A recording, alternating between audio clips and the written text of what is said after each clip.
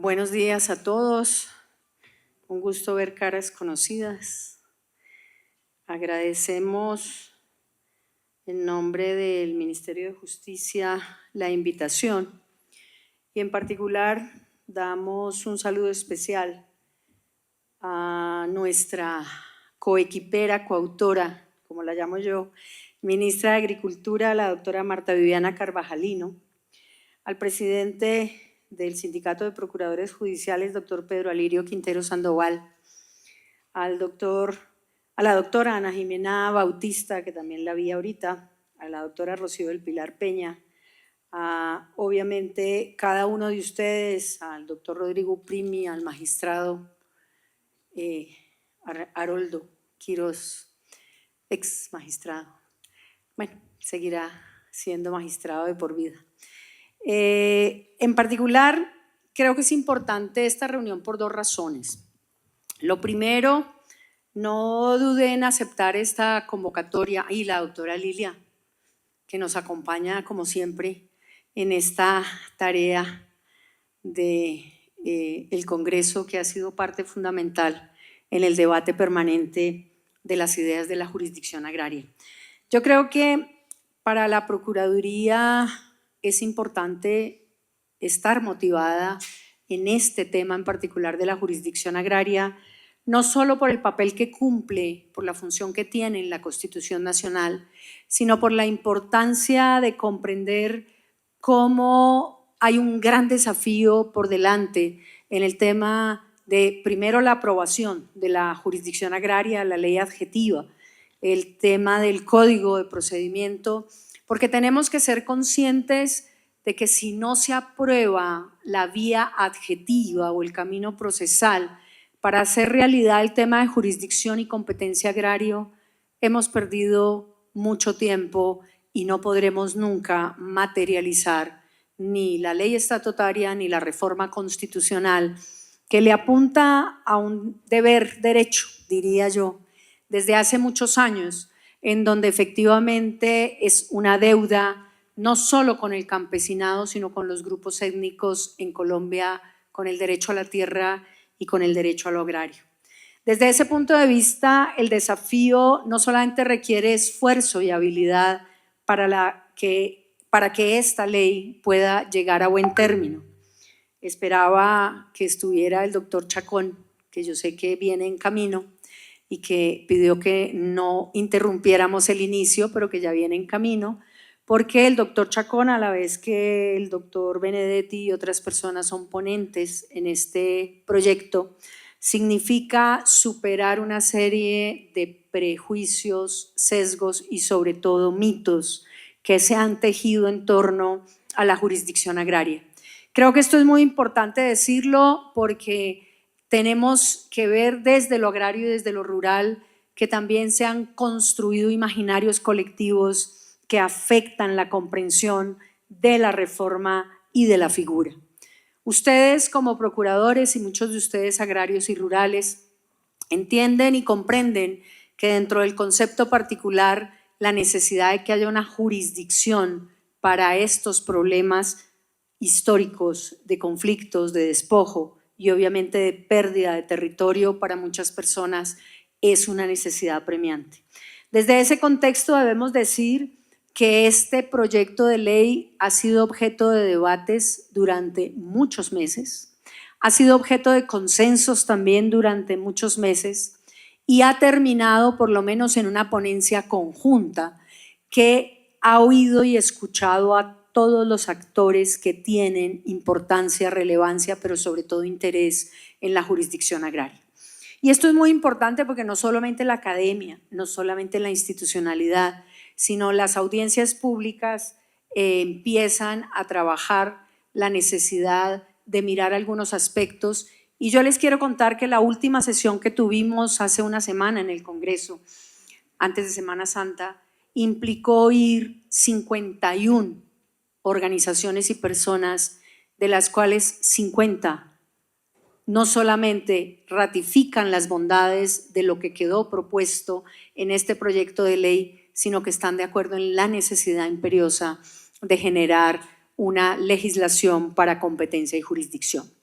Pero yo quiero destacar elementos fundamentales. Doctora Claudia Espósito, un gusto verla. Cuando nosotros hablamos del tema particular de la autonomía o la especialización de otras áreas, tenemos que ser claros que la jurisdicción agraria no solamente reclama la autonomía y la especialización,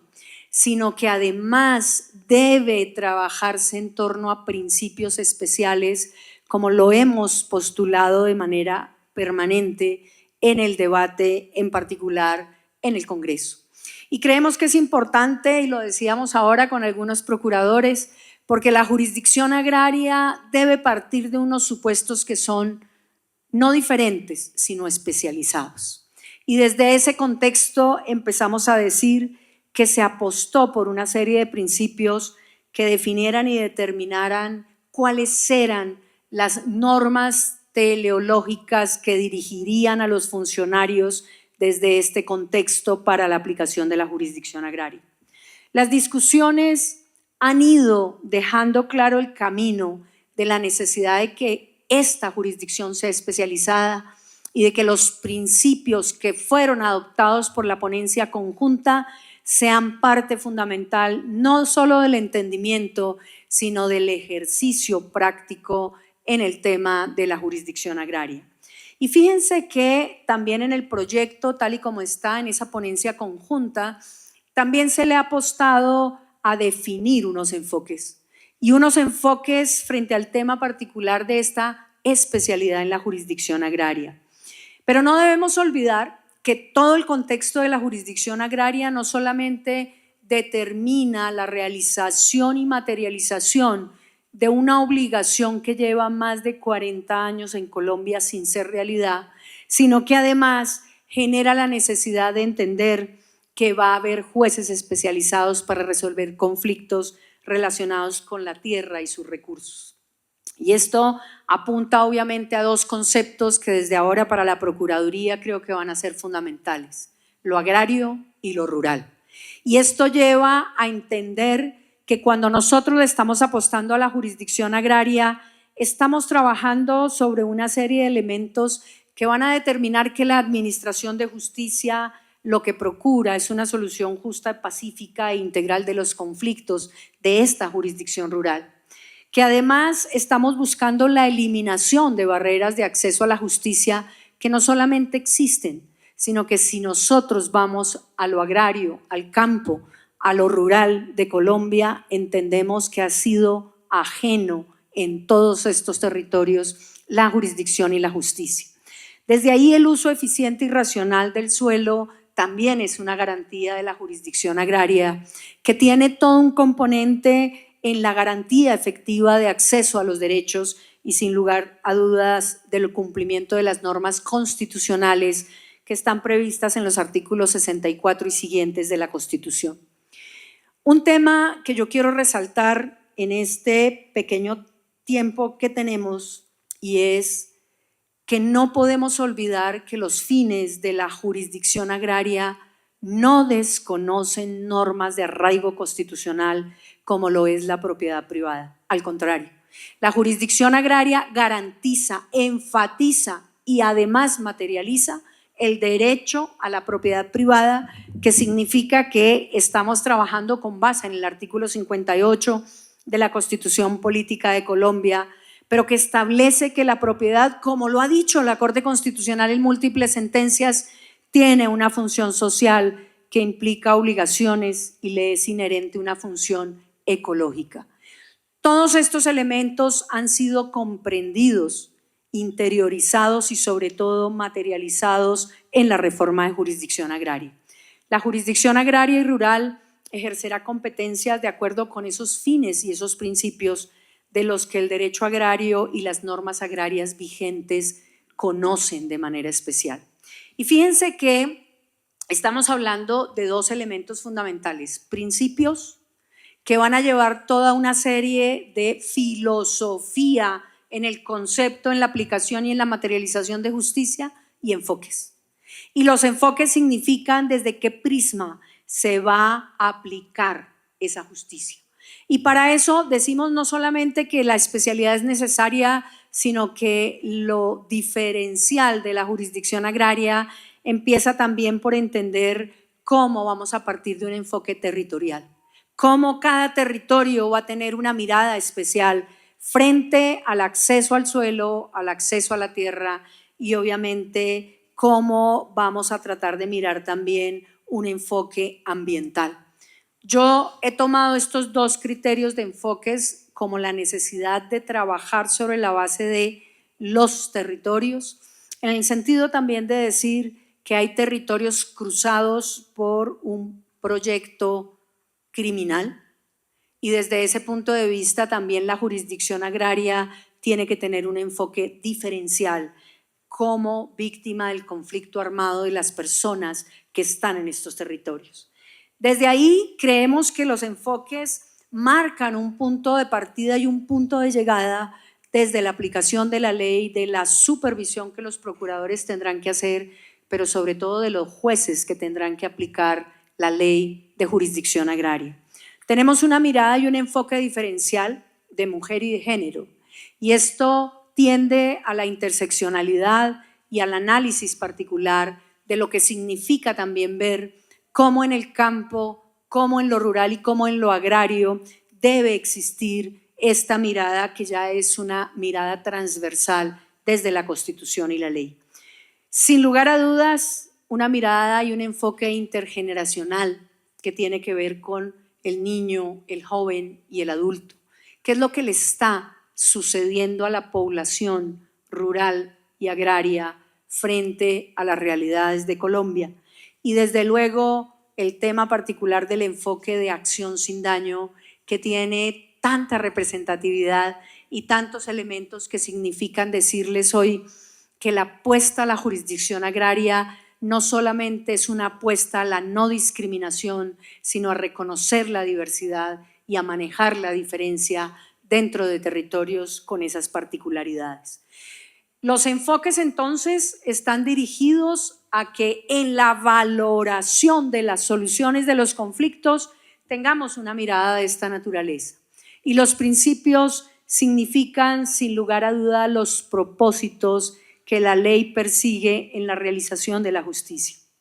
Tenemos un principio especial de protección de la parte más débil. No es un elemento desconocido desde el marco constitucional. La Constitución ha hecho referencia en particular a lo que desde ya también en el Código General del Proceso refería en el artículo 281. Pero sobre estos elementos también decíamos y decimos en el proyecto, hay que ver cómo los jueces adoptan medidas que se dispongan para proteger a estas personas que tienen una condición más débil dentro del proceso. La jurisdicción agraria obrará de conformidad con los fines establecidos en estas leyes y obviamente en la Constitución, a lo que también le invertimos más de 3 años como gobierno nacional, es decir, a un marco constitucional que aplicó para que fuera posible la jurisdicción agraria, a una ley ordinaria que diseñó una política pública y ahora el complemento, una ley que significa materializar el recorrido desde lo procesal. Pero fíjense cómo los principios apuntan a la autonomía del derecho agrario, que es un derecho social, autónomo y sin lugar a dudas especializado, que se rige por propios principios, procedimientos y normas jurídicas. Una igualdad y no discriminación entre las partes, pero que apunta al artículo 13 de la Constitución Nacional. Un deber de humanización de la jurisdicción agraria que lo que pretende es brindar accesibilidad, confianza y diálogo con sus actuaciones, creando mecanismos ágiles y eficaces de conciliación y resolución de conflictos. Desde ese punto de vista, entonces, también es importante decir que los principios apuntan a la protección de la producción agrícola y a la asociatividad como un elemento importante para promover la producción de alimentos con soberanía alimentaria y el desarrollo de las actividades agrícolas, pecuarias, pesqueras, forestales y agroindustriales. Desde ahí podemos decir que hay una prohibición de fraccionamiento también antieconómico de la propiedad. Y esto lleva a que obviamente estemos trabajando a la protección de la unidad agrícola familiar como unidad productiva de la tierra, pero sobre todo a la defensa de la posesión agraria. Y creo que este principio es un principio fundamental que ya que llegó el doctor Chacón, y me alegra verlo entre el público, bienvenido doctor Chacón, es un principio que quedó comprendido en la ponencia conjunta y que se aceptó por todos y cada uno de los debates en que compartimos y dialogamos con el Congreso.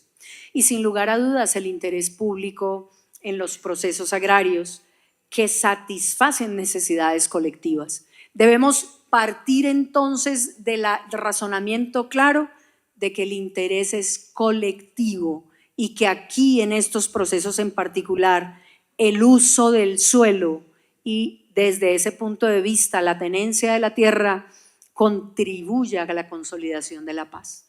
Yo no puedo creer que entendamos una paz en Colombia sin entender y comprender cómo estos principios son fundamentales en la articulación de lograr lo que se ha propuesto Colombia hace tantos años y que es garantizar la primacía del derecho sustancial, como lo previene también el artículo 228 de la Constitución Política. Desde ahí empezamos a entender que la jurisdicción agraria no solamente es especial, diría yo especialísima, y es especial y especialísima porque además le apunta a componentes que son colectivos de un derecho y un deber sagrado a la paz y sobre todo de resolución de conflictos en los sujetos también de especial protección constitucional. Ya diríamos que se han inventado 3 modalidades para ir terminando con esta primera parte, y es generar una decisión integradora. Miren cómo en los principios de la jurisdicción agraria el apuntarle a una forma de decisión judicial en donde se le dice a los jueces desde lo agrario que deberán propender por la obtención de una decisión jurídica y material con criterios de integralidad, seguridad jurídica y unificación para el cierre y la estabilidad de los fallos, genera también un dictado de política judicial en términos claros en donde todas las controversias que se vayan a los jueces tendrán que definirse de manera integral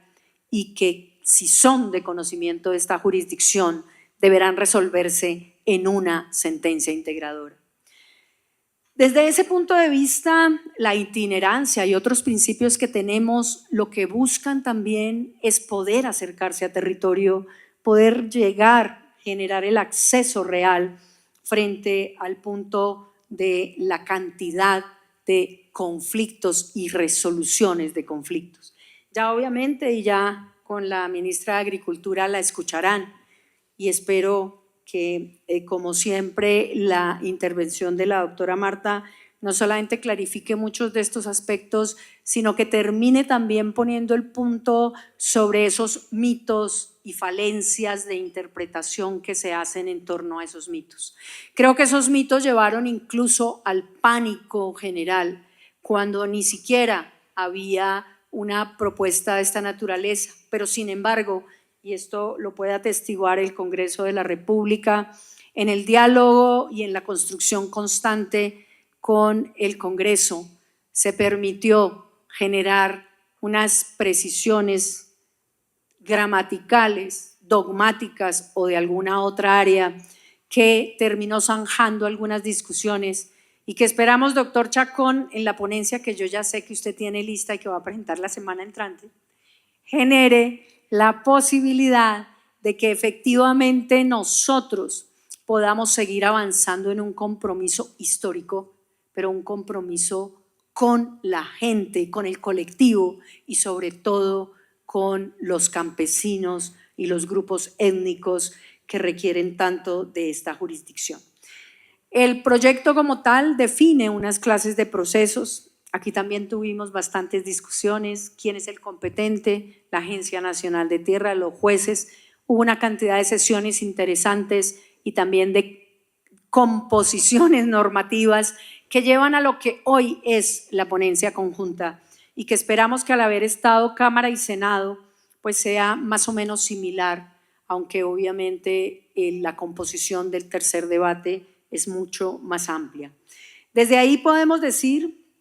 que el artículo 7º de este proyecto de ley hace énfasis en el parágrafo primero en algo que yo quiero simplemente resaltar antes de terminar esta intervención, y es que el mismo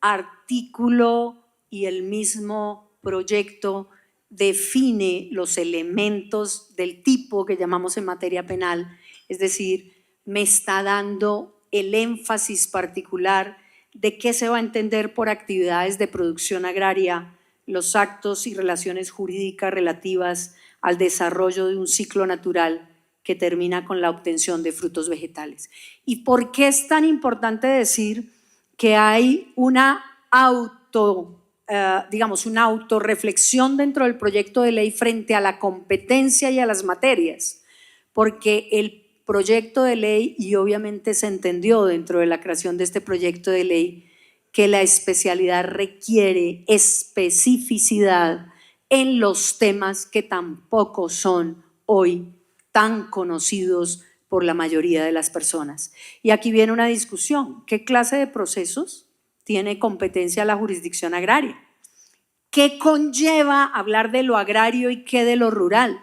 ¿Y qué significa hablar de actividades de producción agraria, precisamente con vocación a ese principio de una sentencia integradora y qué es lo que puede resolver la jurisdicción agraria? Desde ahí también, ¿qué se entiende por predios agrarios? Este artículo 7º nos define que son aquellos inmuebles ubicados en suelo rural de acuerdo con los planes o esquemas de ordenamiento territorial vigentes al momento de presentar la demanda, o aquellos que tengan vocación agraria o estén destinados para usos agrícolas, ganaderos, forestales, de explotación de recursos naturales y actividades conexas, sin desconocer las exclusiones previamente formuladas en materia ambiental, comercial, microenergética, laboral, etc.